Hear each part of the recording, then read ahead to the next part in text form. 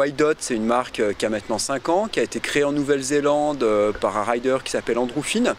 Donc maintenant en fait Andrew a déménagé entre l'Angleterre et Cham, donc le siège social est basé en Angleterre. Donc c'est une gamme de ski qui est complètement free ski on va dire, avec 5 modèles bien particuliers. Au niveau de la construction est commune sur l'ensemble des 5 modèles. Donc on a un noyau bois, frêne peuplier avec des renforts carbone, aramide et pour un petit peu qui sont organisés de manière un peu différente selon les modèles pour avoir une répartition de souplesse qui est différente selon la gamme. Donc la gamme elle s'organise sur ces 5 modèles qu'on a ici.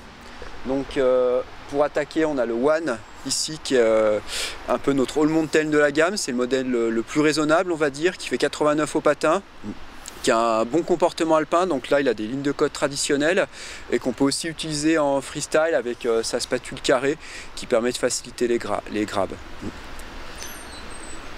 Donc là c'est un petit peu le ski de Monsieur Tout-le-Monde et le dénominateur commun en fait chez White Dot qui participe un petit peu à faire le buzz, c'est un petit peu cette déco wallpaper on va dire, en fait qui est la même sur tous les modèles et selon en fait le ski on a uniquement un changement de couleur.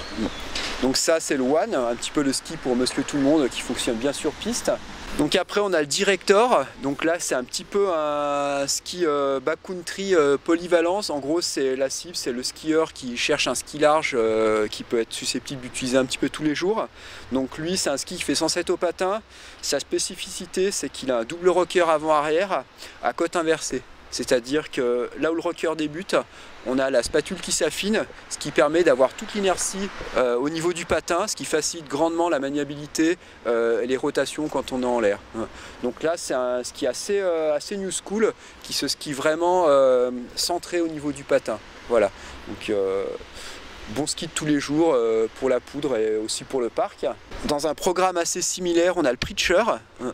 Donc pour le même type d'utilisation, en gros c'est ceux qui veulent avoir un fat susceptible d'être skié dans toutes les conditions. Donc lui est construit complètement différemment. Donc là on est sur des lignes de côte classiques. Et, ce qui facilite en fait la conduite du ski, c'est sa ligne de côte qui est particulièrement taillée. Donc lui il fait 112 au patin, par contre il fait 155 en spatule.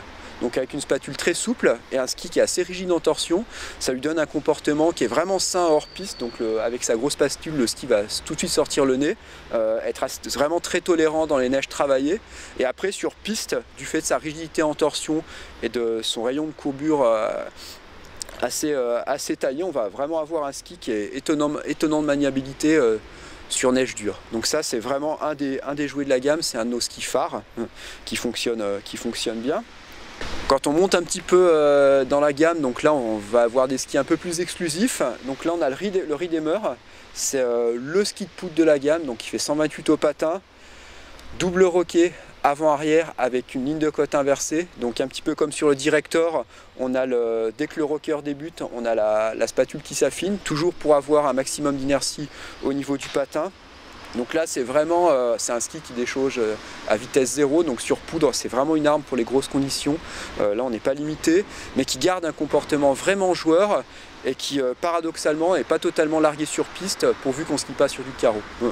Donc un ski un peu plus exclusif mais qui reste accessible pour une panel de skieurs assez large. Le skieur moyen peut s'en sortir pour avoir une deuxième paire qui fonctionne vraiment parfaitement en neige soft. Et après, surtout en 190, c'est vraiment un ski de poudre qui va aussi bien satisfaire les chargeurs. Donc là, on rentre un petit peu dans la cour des grands. Ça, c'est le Ragnarok. Donc ça, c'est le pur ski de freeride.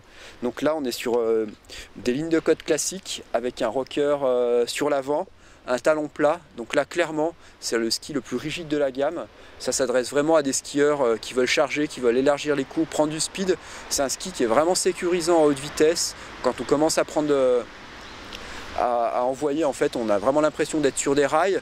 Donc c'est un ski assez sportif quand même, qui n'est pas forcément à mettre entre toutes les mains. Après, le rocker avant lui apporte un petit peu une petite dose de facilité par rapport à une construction s'il n'était pas rocké.